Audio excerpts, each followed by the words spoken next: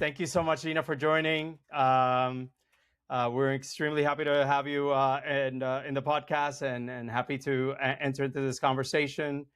For those joining for the first time, maybe you can tell us a little bit about yourself, kind of give us a brief introduction, and what is your profession? What are you involved in? Yeah, awesome. Thank you guys for having me. I'm super excited to be here. My name's Gina Graziano. I am an expert in the field of medical aesthetics. So I work with medical spas and other aesthetic doctors looking to start, grow, or scale their practices. My background has been in medical aesthetics for almost 20 years. I started at a publication called New Beauty Magazine, where I worked with the Northeast Doctor Program and helped write articles about all the different lasers, injectables, fillers, surgical treatments, really anything in the aesthetics field.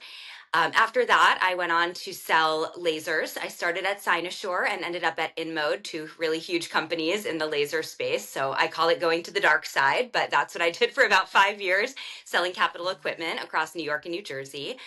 From there, I went on to Galderma. I sold injectables, fillers, and biostimulators like Sculptra. And after I was done with that role, I started getting calls from my clients asking if I could come back in and teach their teams how to sell. I taught them how to sell the equipment that I used to represent.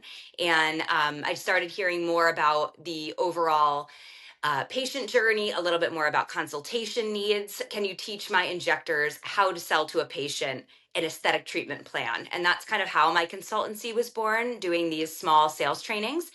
Now, over the last 4 years, it's really grown. So I have a pretty good team behind me.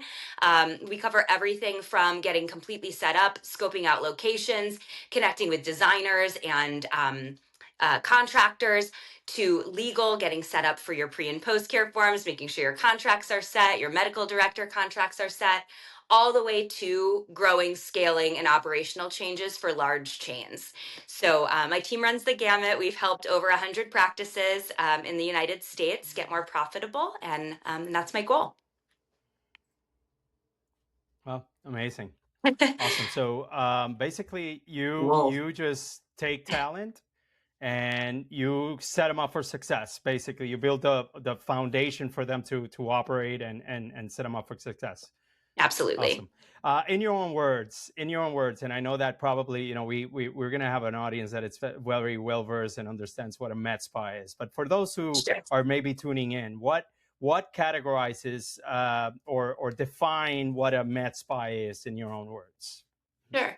So we all know what a day spa is, right? You go get your massages and your facials and your feel-good treatments. Medical spa takes that to the next level. So we're really focused not just on beauty and pampering, but true anti-aging. And that even spans functional aesthetic medicine now, dealing with hormone replacement, medical weight loss, so it's really more longevity focused inside and out these days. And it involves medical professionals that have medical licensure to administer medications, treatments that break the skin and are a little bit more advanced than a traditional day spa. Amazing. I'm curious because I read some of the background, and I think that you have you grew up studying psychology and philosophy, right? How does Siena College liberal arts degree end up in the center of a medical aesthetics empire? How did that happen? Very kind. I actually think my background makes perfect sense for this industry when you really break down what we're doing, right?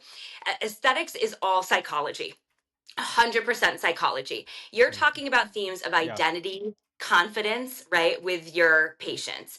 And I've always studied philosophy and psychology because I always was interested in what makes people make decisions, right? Understanding the why behind why people do things. And then I got my master's because I wanted to understand how those decisions translated into money and business. And aesthetics just happens to be one of those industries where these things kind of collide every single day. It's how do people feel and what are they willing to do and to invest in changing that perception. That's the basis of aesthetics. So I actually think it makes really perfect sense. That foundation lets me walk into a med spa now and not just look at numbers, but understand behavior. I love it. I love it. When you explain it like that, it absolutely makes sense and it clicks. So Was there a moment when you said, "Wait a minute, this is the direction," right? Like, what sparked and said, "Wait a minute, I have this background or whatever, but this is what I want to do." When did that click? You Hmm. know, life is crazy. It's all about timing. So I found Yeah. myself working at a company called ZocDoc. I call it working in doctor land, right? Working with all of these private practice doctors and helping them schedule and automate their scheduling. And I got recruited out of that job to start working at New Beauty. And as a like 20 something year old girl, before I had started going through my anti-aging journey, this, 20 years ago, I thought it was going to be all women with duck lips and, fake boobs and just watch a bunch of housewives run around Manhattan, But I thought, oh my God, it's a beauty magazine in New York City. This is every girl's dream. I'm going to see what it's about. And I didn't expect to fall in love with the industry as I did. But really seeing all sides of it, when I started going into the sales of laser and injectables, I started learning the business, and the business just absolutely fascinated me to the point where I opened my own spa and wanted to do that full time. And when I was going through opening my own spa, I realized there wasn't a resource. There wasn't a place that had everything you needed to get started. And I felt like I was coming in with pretty good tacit knowledge of the industry. So for somebody outside of this industry, where do you even start? It's Hmm. monumental, the amount of work, right? So that's kind of how I got here, and just fell in love with watching how aesthetics like changes people. It's changed my life. It's made me more confident in myself. And that translates to relationships, to money, to your career, and every facet. So being a girl's girl, I just fell in love with this industry and found the opportunity to help a lot of women in general and a lot of women owners. Awesome. So you were in mode for about 4 years, right? Yep. What about that experience really actually taught you about moving the needle uh, for this type of practice, right? What were the Yeah. lessons that you learned during that experience that really said, okay, I'm prepared to, not only take this journey for myself, but then to help others. Yeah. Selling high ticket devices, we're talking 150 to $300,000 devices. So Yeah. selling those types of tickets is really about selling belief. It's not about selling technology, right? So you're not selling a laser, you're selling the idea that this device can change someone's business, right? Increase their revenue, elevate their patient outcomes, right? A lot of people fail because they sell features. The people that succeed sell financial outcomes and confidence. That is the same Mhm. exact sales process within a med spa, right? We don't sell the features of our injectables. We sell outcomes and confidence and help walk that patient through the Mhm. buying journey. So, and if the provider doesn't believe in the device, the patient never will. So that was a really important lesson Wow. for me. I learned not only how to sell with integrity, which is something that I think is missing in some of the higher ticket sales companies in the field at this moment. I tied everything back to ROI and utilization, and actually seeing how my providers did once they had that device in the office. And that allowed me to be really real in my sales process. I told them upfront what the challenges were going to be. I told them upfront what they needed to invest in marketing and sales support in order to make this device sing. And it's the concept of, you can't just park something in the office and expect that to blow your doors open. It has to be integrated properly. It has to be incentivized properly within the spa, and it's got to fit within your patient base. So I think it's just the idea of smarter selling and smarter segmenting, where I thought, I understand how to make money with these devices. I understand what patients are going to buy these devices. I understand what type of practice is going to be successful with these devices. And so it's just made me a really smart owner and consultant, because I know what works, I know what doesn't, I know what's marketing fluff, and I can be that anecdotal guide for my clients, saying, this is great, everything sounds good, but here's what to look out for with this device or this company or this segment of the market. Amazing. Amazing. So you have the name of a Med Spa Matchmaker. Um, Yes. it does a lot of work, I guess. I mean, you cover a lot. What does the Med Spa Matchmaker actually mean? When you bring it into life, what are the services pretty much that you cover? Hmm. Yes. So I try to match practices with the gaps in their coverage, right? So whether that's a new hire matching a prospect to the right culture, whether that's a provider looking at things like EMR, matching the right technology to the flow of that practice. That's kind of where the idea for the name came into play, was I'm going to match you with the services, the people, and the teams that you need to run your business successfully. I'd say what that really looks like is I usually come in and do a few things when I start working with a client. First is a financial audit. And I find in med school, you learn how to become a provider, but you don't learn how to become a business owner, right? And so a lot of people have the data and have their numbers, but have no idea how to read those numbers, no idea how that stacks up against other competitors, no idea if what they're doing is right. Pricing strategies that just kind of copy other people in the field without looking at their bottom line. So I really like to Yeah. make my decisions rooted in data. And that's where I start. I do a comprehensive financial audit in the EMR, all of the payroll, all of the marketing, and see where I identify any red flags kind of off the bat. I do a lot of hiring because, like anything, I don't come in with the intent of kicking everybody out of the office and starting fresh. But when you're addressing culture, there's inevitably a little bit of fallout from that. So I do a lot of hiring and placement and training. I do a lot of, I call it gap analysis. So a lot of on-site shadowing to identify breakdowns in the systems in the practice. Who's responsible for what? Who's in charge of the patient experience? What's the follow-up process after that patient leaves our door? How do we keep them coming back? So do we have the systems, the memberships, the programs to keep people within our practice? And are our retention and rebooking rates in line, or is there something broken in that process? Why is that? What is it, and how do we fix it? So I like to be just kind of the game plan, bringing a little bit of structure, and I can be that person who has the uncomfortable conversations if we need to go that route. I love it. Yeah. Seems like you got this so down, and I'm sure that a lot of let's say investors or operators that jump into this venture probably don't think about a lot of these details that you're pointing out right now, right? The basics of business, right? When you walk into a med spa, Mhm. what is the common thing that you see that, oh my God, uh, you know they need help? You know what I mean? They is there something that usually you see continuously that kind of gives that away?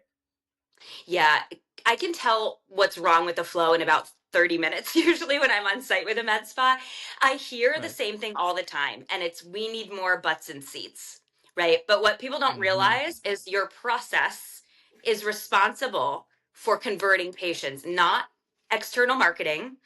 If I spent $100 and I'm only converting 30% of my patients and I could convert 70 or 80, we have a huge issue there. That's the issue we have to fix first. And it's always within the practice that we have to fix first. So the biggest gaps are usually always the same. There's no structured process. There's no way to guide the patient through a journey. Providers are doing the wrong level of work. So I have like a front desk who's responsible for all of the sales at the practice, where my office manager is in the back counting inventory and not liaising with patients. I look at retail mix, so I'll see there's not a real strategy around what we're offering and how we're offering it. No loyalty programs or memberships to get people to spend and continue to spend with us. And then no real follow-up system. So I find that most med spas actually don't have a marketing problem. They have a conversion problem. That's probably the most common Right. mistake. Got it. um, let's say you're also advising private equity Mhm. firms on aesthetics.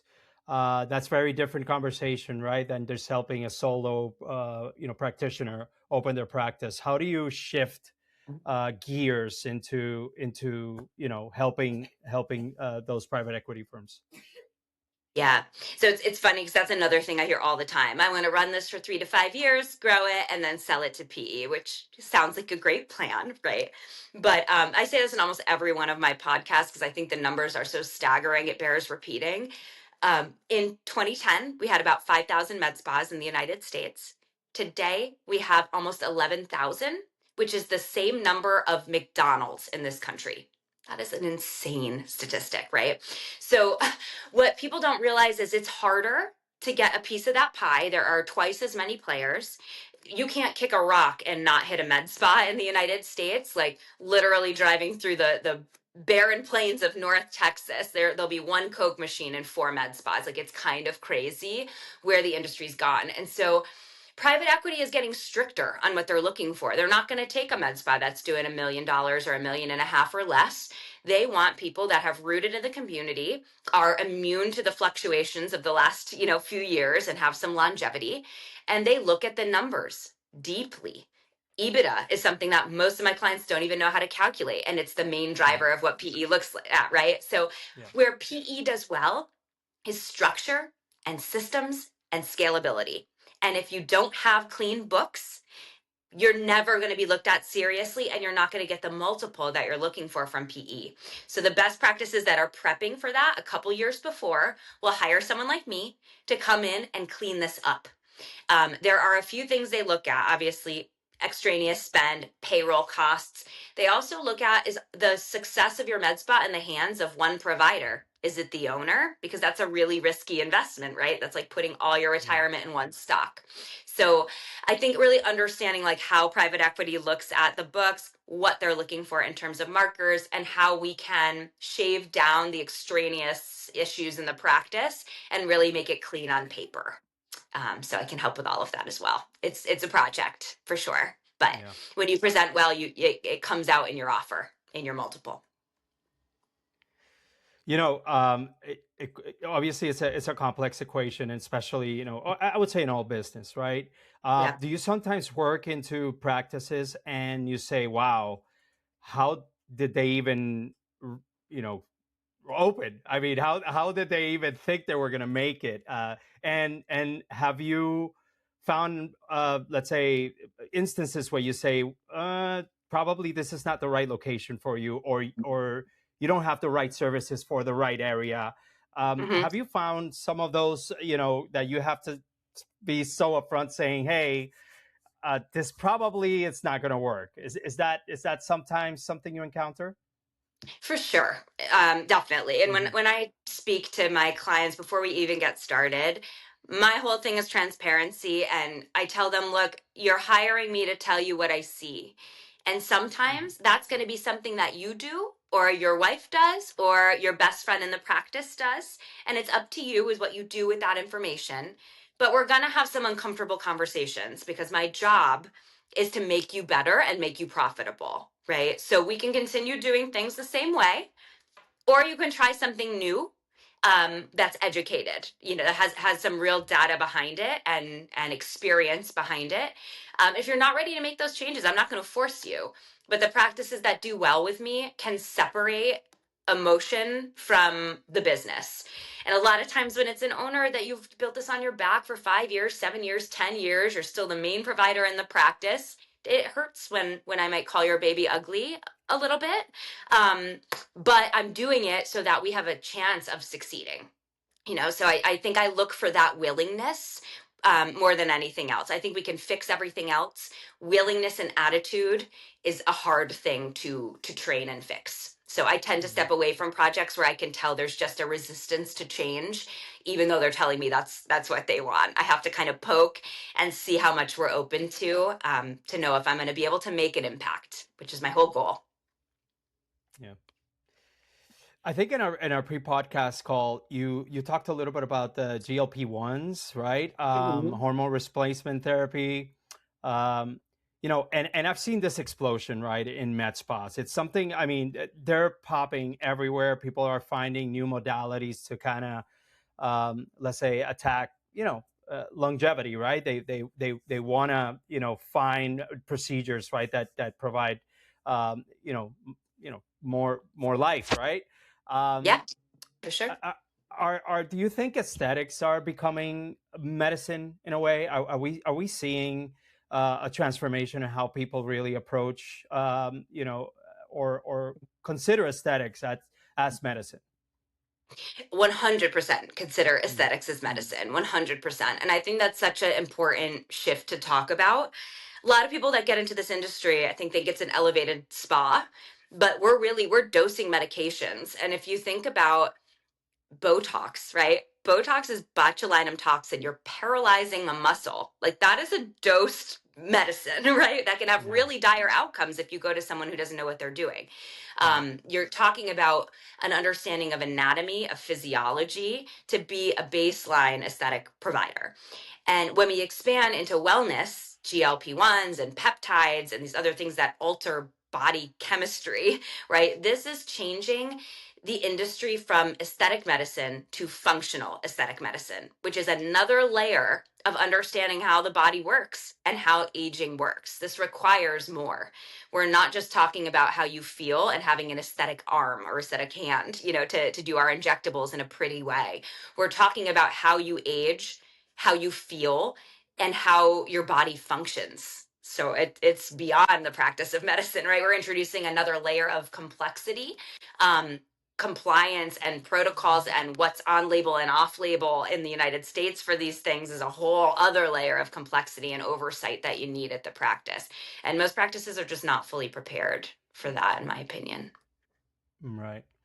Um, Maybe talk to me a little bit about the let's say the red tape, meaning Mm. compliance, right? Are med spas being more scrutinized, more highly regulated, and maybe what are some of the let's say owners of these aesthetics sometimes missing that can turn, right, or let's say hamper the progress of their business.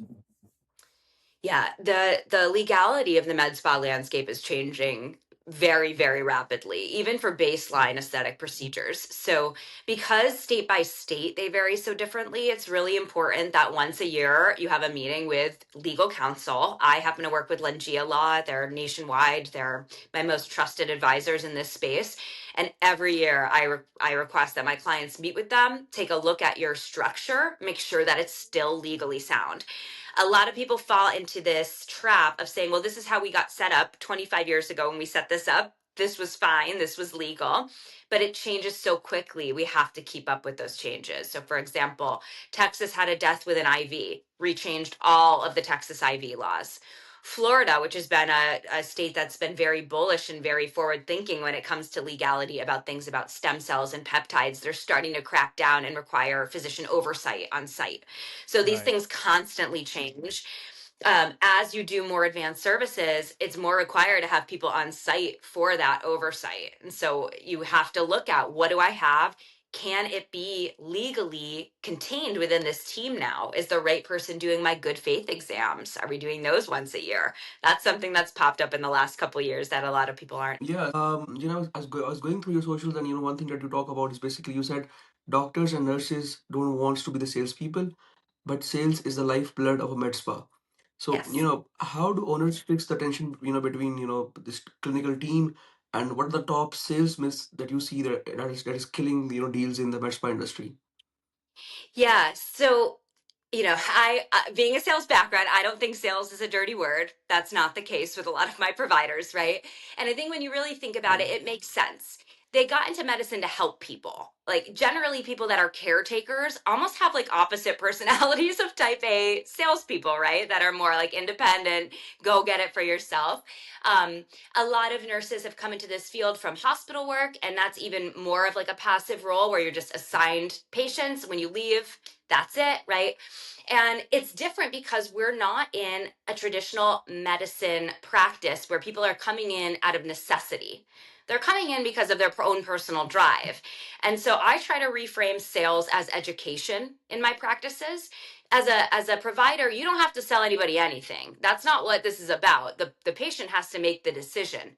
And an educated patient makes the right decision. So I reframe that your role is to do right by the patient and not do the patient a disservice by omitting things that you either feel they can't afford or don't want to push or don't want to be too much, or that actually limits what your patient is absorbing from your practice. And if they don't understand Right. everything at their disposal, they're going to go somewhere else if they don't like what you're saying. So I Right. find, like, from an education perspective, that's the way we reframe sales. But there is that tricky thing about talking about money in aesthetics, which is missing Yeah. in medicine. Yeah. And so sometimes the providers can do it. if they're strong and they get it and they believe in their treatments and they start to see success selling full treatment plans, they're going to feel more confident recommending that. But I am seeing more spas create a sales role, somebody who's responsible for Yeah. having those conversations. So the provider can dose and this person is money. And we almost can separate those two personality types in the practice. I love it. Yeah. Really interesting take, so you've seen the patient journey from both sides, as a sales rep also and also as an advisor. Where do you Yes. think that this is the biggest gap? I think you already mentioned about the conversion part, that there's a conversion crisis in the med spa industry. So where do you think that there's a gap in terms of the tools that the people in the med spa industry are utilizing in terms of the leads and follow processes? And there's a lot of this AI tool stuff going in the market also. So, Yes. what do you think is the right tool and what's the noise for that? Yeah. So I'd say it really depends on the practice, right? I always think in a Okay. service-based industry that a human touch is the ideal touch. Like if you're going to spend 5 grand, 10 grand, right? If I walk into Prada, I don't want a robot to take a purse off the shelf for me, right? I want someone to consult with Yeah. me, help me find the bag I want, let me try a bunch of things on, tell me it looks amazing, and then get me out the door, right? So I do think there's in a med spa, the services themselves are always going to be people. Where we can automate is our systems and our processes. And so especially when we don't have the right compensation structure or maybe even the funds to incentivize the right people to do that work, Yeah. it's going to fall to the wayside, right? So if you can automate those things, the initial outreach and the follow-up process to ensure it's done exactly in the tone that you want it, exactly in the cadence that you want it, that can really help a smaller practice if they just don't have the bandwidth or the manpower or budget to hire for that really important role. Right. Wow. So, Gina, what are some software that are being utilized in the med spa industry, for management of processes and all the stuff like that? And where do you Mhm. think that there is a gap, and AI can somehow fill that gap in terms of the technical work that is being done at the moment? Mhm. So I find right now we have a lot of AI in aesthetics. We have it built into a lot of Mhm. our EMR systems. So the AI can pull reports, it can suggest responses back to clients when you're texting or emailing, or even help create email blasts and templates and things like that. I also have a lot of people that work with two programs, Podium and Go High Level, which are both lead generation and tracking services that use AI to automate that follow up. Yeah. Go High Level Yeah. especially integrates with a couple of the EMR softwares that are a little more popular. Um, always issues with AI. It's not going to maybe be respectful of every cadence, every holiday, everything. You have to really program it. And so, like, that's another thing. You can't just say, oh, I'm going to have AI do it. You have to spend time with that AI, program your Wow. responses, teach them how to talk to your patients the way you talk to your patients, right? So branding differences, I would say, have to be really a part of that. It has to be customized AI in order to work. But then on people's websites, we have AI chat box pop up and walk them through the buying process. We even have AI in some of our technologies. So we have facial scanning devices that use AI to look underneath the skin and find brown spots, vascularities, your true skin age as a sales tool. There's some devices that use AI to measure the thickness of the dermis and position needles in a certain place, or can read the heat of the skin and auto generate a cutoff point so that we don't burn the skin. So we use a lot of tech in med spas, and so it's understandable that we would see a lot of AI. But I think where I can help is setting up those AI systems to take some stuff off people's plates. We still have to train the human experience. And I think people want AI to just like do their job for them, do all the consultation, talk about money, and that's just not the reality of where we're at. Where I do see an opportunity would be in the telemedicine side of things, and especially as we're getting into wellness GLP-1s, where people can get the medicine shipped and it doesn't require an in-office visit. Things like we're seeing with Right. Roman, Hims, Hers, right? Maybe taking that Yeah. digital consult further and using AI to suggest other medications or other treatments, identify when there's an issue or contraindication for those medications, just kind of automating that process a bit more. And I know big companies use AI for hiring. I'd love to see that a little bit more in the aesthetic space as well, helping to Wow. kind of eliminate people and look for the experience that you want. Search online, find their online Uh, presence, create a profile, those sorts of things. Yeah, so Gina, I have two questions for you. The very first question will be, for someone who is just starting out the journey, and I think the best place to go for is to meet Gina and to take her services at the Med Spa Matchmaker. But for someone who is just starting out the journey and exploring the tools out there, what are some of the popular EMR systems that they can utilize in their daily interactions on daily basis in their clinic? And Mhm. also, I want you to explain more about this part. You're talking about how AI can help in the hiring process of this med Mhm. spa industry, and how this hiring process of med spa industry is different from the other industries. Yeah. Okay. So first, to answer your question on EMR, my favorite EMR is Boulevard. I think it's the most comprehensive. It's the most user friendly. You can automate a lot of your text blasts and email blasts through that, so it Okay. kind of takes the place of any of those other services ancillary services you might need. I also have people who are really happy with Zenoti, Aesthetic Record, Aesthetic Pro, Patient Now. Those are usually my top 5 EMRs. But I would say if you're a new spa and you want to centralize everything, I don't think anything touches Boulevard. It's my favorite by far, because you get so much out of it and it's excellent reporting. And for me, looking at data and numbers, the more you can understand about your business without needing external spreadsheets and a third person to interpret them, the better. Yeah. So that's my favorite. And I think they've done the best job incorporating AI into their system as well. Now, in terms of the hiring process, hiring an aesthetic provider is very different, because when you normally interview someone, you can listen to them talk to patients, right? They can tell you about your experience, but aesthetic outcomes have a before and after, and a lot of medicine does not, right? You have anecdotal, yeah, my rash got better, yeah, my cold stopped, but there's no visual representation of the work. I think it's actually easier to hire in aesthetics because you can see very quickly from someone's Instagram page if they're the aesthetic for you, right? And if they align with Mhm. your ethos. Some people specialize in Russian technique. They like big, exaggerated injectables. Some people are in an area where like you're giving people their first facials and they're scared of filler. And so you need to have someone that fits with that. And so I'd Mhm. say social media is a bigger part of aesthetic hiring than in any other um, industry and vertical. And Mhm. when somebody applies, you can ask them for their portfolio. And there's some HIPAA stuff there about what they can share and not, but anything on social, they should be pretty good to go. So it's almost a requirement to have an online portfolio. So if we could have that AI kind of scrape, find everything we need, find reviews of this provider, find their before and afters, any external websites that they have for their own business, I think it gives you a better picture. Right now, we're getting our resume from Indeed, or messaging people on LinkedIn or what have you, and then having to go and find all of these pieces before we reach out to them. So it'd be great to have that in one Mhm. spot. Yes, this is really interesting. I think the AI can for sure help, leveraging this thing, and also, this multi-agentic approach. When one agent is, extracting information from one site and the other agent is doing the work in parallel. I think there's a huge work that can be done in that direction. My other question will be, Gina, so there's a huge, noise in that space of, voice receptionists for med spas also. What do you think about that? Have you, explored some of the solutions out there, or you are still in that phase? Okay, I don't want a human touch to be replaced in the first touch, or something like that. Okay, could you repeat the question? You cut out just a little bit for me. I'm sorry.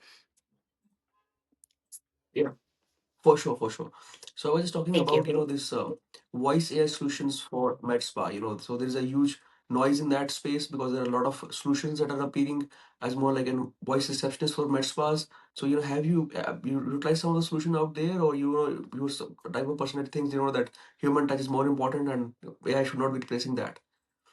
Yeah, so I think it's okay to automate things like reminders of your appointment, paperwork that needs to get done, how to book, remind someone that maybe that hasn't taken the step and booked that there's a credit waiting for them. Those types of things I think can be automated really nicely. At the front, though, you need someone that can think really critically, right? You have a lot more when it comes to scheduling an appointment than just getting that person on the books. You have certain providers that only do certain services. So if someone wants a facial and they need a book for a Tuesday and your facialist isn't there on a Tuesday, you need to know that, right? Where an AI might just put them in the calendar, we have to know where to schedule them, what rooms, what devices they need, and when that availability is. You also need the front desk or a point of sale to wrap up the treatment, make sure everything went well with that treatment, discuss your point system, your memberships, your referral programs, get the next appointment booked, make sure they're happy with their treatment, and talk about skincare. Like there is a real consultative point of sale at the front desk when it's done correctly. So I think when you have a really operating front desk, that can't be automated. It's more of a conversation with a person that's going to require touching a product, leaving with samples, and then getting that more convoluted booking when you've laid out a treatment plan for someone that needs a laser, Botox filler. How do I schedule that? 2 weeks apart? What has to be done first? What can't touch itself within 2 weeks, 4 weeks? So it's just very nuanced. So to build an AI that's that smart would just take a lot. And anytime a room changes, you get a new piece of technology, a provider brings on a new device, you have to change that. So a little trickier, I think, to automate that concierge experience, if that makes sense. Yeah. Yep. So Makes so sense. let me Yeah. quickly jump in, and because I'm hearing a lot of let's say there's a lot of resonance, meaning um, we're and you recommend all these automations and AI solutions a lot for the clinic, but seems like the purpose of really doing this is to foster, let's say, cultivate the culture, right? To really cement the culture Yes. where that true human connection, right, makes the difference, right?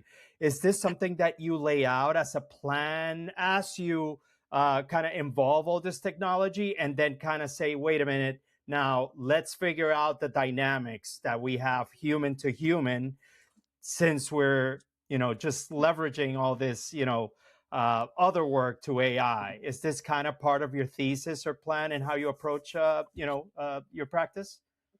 100%. And culture, you nailed it. Honestly, that's what Mhm. a lot of this boils down to, right? Are we taking care of our people? Do they feel trained, confident, supported? Are they financially incentivized correctly, right? So we get the outcomes that we want. I look at things like revenue per hour per room, how booked a provider is, right? If somebody's at 85% booked and they're getting good revenue per room per hour, it's actually costing the company money to have that person handle these issues, right? So I look at a cost-based analysis. We could offload these things to an AI and free our paid person up to do the human interactions that are more nuanced, compliant based, or have some element of human trust. That's what we need that human for. Where I really harp on is AI is not a replacement for a strategy. It's a tool. It's a great tool at organizing information, drafting content, identifying patterns. That's what it's good at. We have to do all the rest of the nuance. So it's a tool. It's not a replacement. Well, you kind of answered one of my follow-up questions, and it's a very broad question, and I like to bring it up with everyone that we kind of have the opportunity to interview. But Yeah. and I would say part of the fear that is out there, right?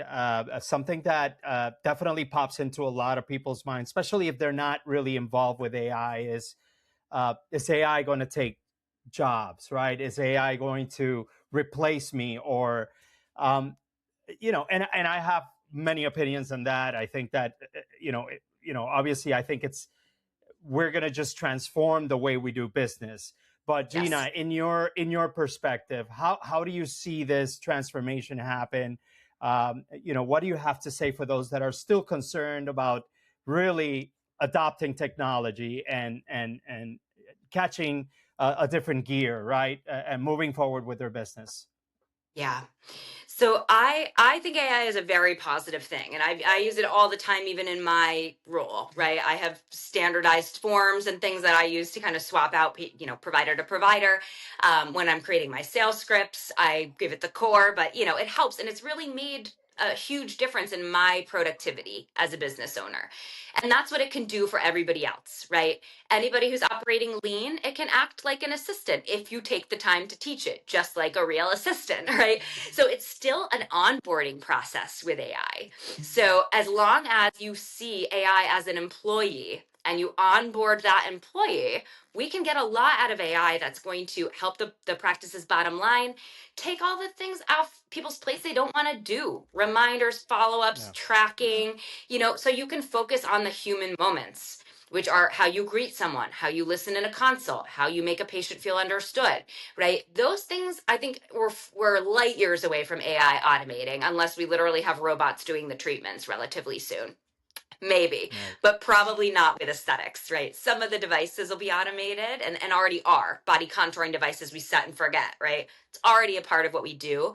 But I think because this is so tailored and niche, we're not doing a one size fits all approach to aesthetics. Your face different than my face, right? Different than anyone else's. So that's a hard thing to automate. So I think in my industry, when we're dealing with medicine, certain things in the process can be. The work that doesn't take our medical license can be, but anything that takes our medical license, we're safe. And if anything, it should be an enhancement to what we're doing, making sure we understand everything and look at it from all sides before we recommend. And your patients are going on AI too, right? They're asking them what to do, uploading pictures of their faces and saying, "What do I do?" Like it's a phenomenon with AI.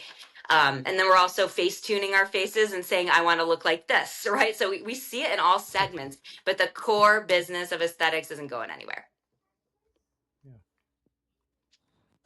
Yeah, Gina, so the more important question I think in my mind at the moment is you are someone who's really well aware of a lot of tools in the industry at the moment, more specifically, how AI tools are being, utilized across different departments in this med spa industry also. You mentioned some of the names, some of the EMR softwares also, along with that, some automations too, like, Go High Level, stuff like that. Mhm. So, just out of curiosity, I want to ask, that you have you explored this thing called Cloudbot or OpenClaw, stuff like that, in a recent hype, where you can train an agent that is based upon your own data and more like your own chat GPT. So, have you Yeah, used some of stuff like that, or I you have. use that? I have. I found Claude's very, very helpful for me because I have so many different customers that have all different profiles, right? All of the issues they're working on, all of their services are different. Some calls their patients babes, some call them, our esteemed clients.